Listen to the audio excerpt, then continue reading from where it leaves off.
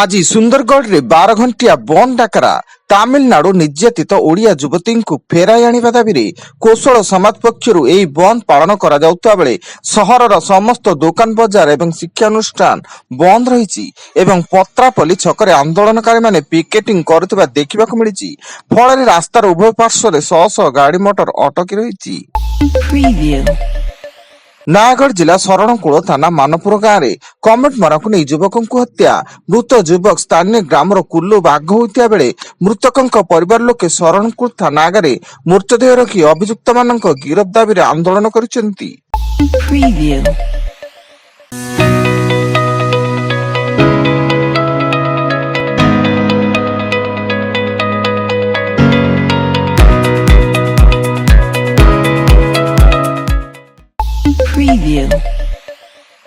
ଆଜିଠାରୁ ଭାରତ ଓ ଇଂଲଣ୍ଡ ମଧ୍ୟରେ 5 ମ୍ୟାଚ୍ ବିଶିଷ୍ଟ ଟି20 ଶୃଙ୍ଖଳା ଆରମ୍ଭ ହେଉଛି।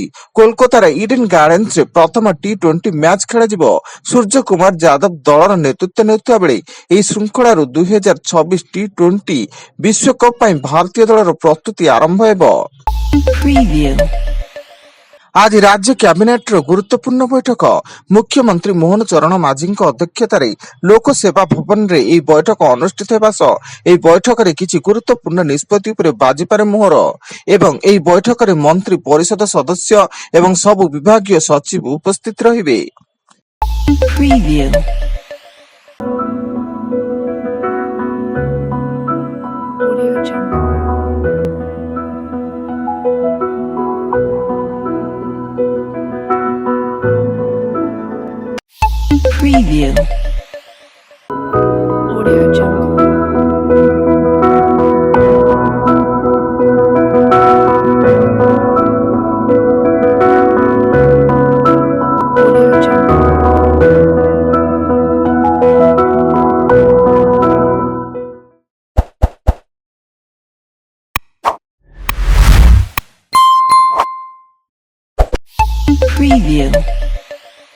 ସମ୍ବଲପୁର ଜିଆରପି ପକ୍ଷରୁ ସମ୍ବଲପୁର ଷ୍ଟେସନରେ ପେଟ୍ରୋଲିଂ ବେଳେ 2 ଜଣ ଗଞ୍ଜେଇ ଚାଲାଣକାରୀ ଗିରଫ ଏବଂ ସେମାନଙ୍କ ନିକଟରୁ 47 କେଜି 800 ଗ୍ରାମ ଓଜନର ଗଞ୍ଜେଇ ଜବତ ଏବଂ ଅନ୍ୟ ଜଣେ ଚାଲାଣକାରୀ ଫେରାର ହୋଇଯାଇଥିବା ବେଳେ ପୋଲିସ ଏକ ମାମଲା ରୁଜୁ କରି 2 ଅଭିଯୁକ୍ତଙ୍କୁ କୋର୍ଟ ଚାଲାଣ କରିଛି।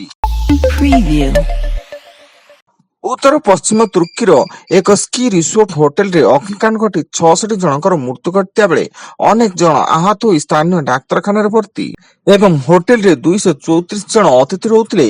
ଅଗ୍ନିକାଣ୍ଡ ଘଟିବା ସମୟରେ କିଛି ଅତିଥି ଶୋଇଥିଲେ। ରାଜ୍ୟର 157 ଜଣ ପୁରୁଷ ସୁଭଦ୍ରା ଯୋଜନାରେ ଆବେଦନ କରିଛନ୍ତି। ଆଧାର କାର୍ଡର ବ୍ୟାଙ୍କ ଲିଙ୍କ ଡାଟା ଆସିବା ପରେ ଏପରି ତଥ୍ୟ ସାମ୍ନାକୁ ଆସିଛି ବୋଲି ଉପମୁଖ୍ୟମନ୍ତ୍ରୀ ପ୍ରଭାତୀ ପରିଡ଼ା ସୂଚନା ଦେଇଛନ୍ତି।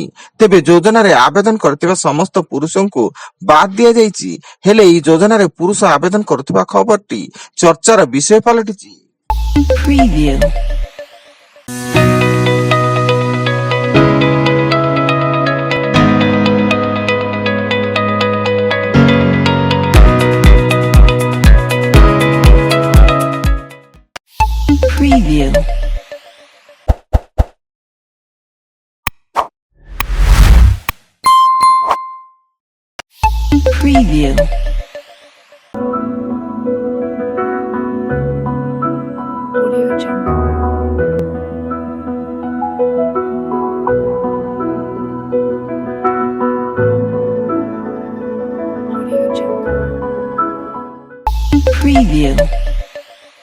ମୟୂରଭଞ୍ଜ ଜିଲ୍ଲା ରରୁଆ ଥାନା ବୈଦ୍ୟନାଥ ଗ୍ରାମ ପଞ୍ଚାୟତ ମହୁଲଡିହା ଗାଁରେ ମାଟିତୋଳୁ ମହିଳାଙ୍କ ମୃତଦେହ ଠାବ କଲା ପୋଲିସ ଏବଂ ରରୁଆ ଥାନାରେ ଏକ ହତ୍ୟା ମାମଲା ରୁଜୁ କରି ଘଟଣାର ଅଧିକ ତଦନ୍ତ ଚଳାଇଥିବା ବେଳେ ଅଭିଯୁକ୍ତକୁ ଗିରଫ ପାଇଁ ଚଢ଼ଉ ଜାରି ରଖିଛି ପୋଲିସ।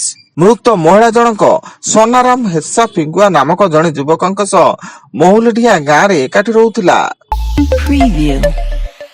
ମୁଖ୍ୟମନ୍ତ୍ରୀ ମୋହନ ଚରଣ ମାଝୀଙ୍କ ବଡ ଘୋଷଣା। ରାଜ୍ୟରେ ପାଚକ ଓ ପାଚିକାଙ୍କ ପାରିଶ୍ରମିକ 1000 ଟଙ୍କା ବୃଦ୍ଧି କରି ତାହାକୁ 3000 ଟଙ୍କା କରିଥିବା ବେଳେ ଯବାନଙ୍କୁ ମିଳୁଥିବା ସ୍ୱତନ୍ତ୍ର ଭତ୍ତାରେ ଏକାବେଳେ 17000 ଟଙ୍କା ବୃଦ୍ଧି କରି ତାହାକୁ 25000 ଟଙ୍କା କରିଛନ୍ତି। ଏବଂ କର୍ଣ୍ଣାଟକର ଉତ୍ତର କନ୍ନଡ ଜିଲ୍ଲାର ୟାଲାପୁର ହାଇୱେରେ ଭୟଙ୍କର ସଡ଼କ ଦୁର୍ଘଟଣା।